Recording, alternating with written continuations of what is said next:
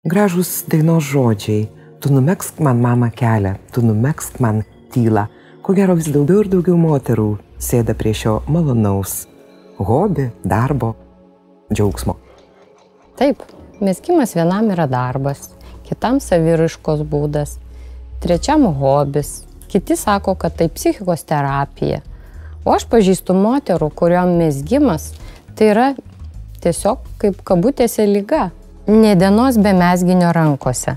Aišku, būtų įdomu žinoti, iš kogi megzti ir kaip išsirinkti, kai ne tik eilinis žmogus, bet ir įgudusi mezgėja gali susipainioti aibėje spalvų, faktūrų, storių, sudėčių, tik megzk.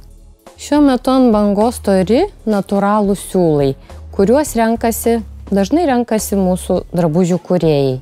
Kadangi renkamės ekologiškus produktus, tai ir siūlų turime būtent ekologiškų, natūralių, nedažytų, tiesiog visiškai yra iš natūralių avių spalvų. Šiuos siūlus siūlome žiemai, medvilnė lina vasarai.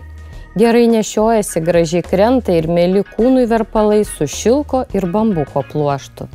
Nepamirštama klasika – merino vilna, tinkanti net jautriai odai ir kūdikiams. Paklausite apie spalvas, greičiausiai įvairios prigesintos žemės atspalviai, mėlyna dažnai moterų vadinama rašalo mėlynumu, ciklameno spalva. Tačiau siūlome ne tik vieną sezoną madingas spalvas, bet ir jums tinkančias ir patinkančias spalvas. Tad jeigu jums daiktą numezgė mama, ar jūs pati nusimezgėt, jis visada bus madingas, be to visada bus originalus ir niekada nesutiksite žmogaus su tokiu pačiu daiktu. Tad imkime vąšelius ir virbalus į rankas ir megzkime, tik nepameskime akių.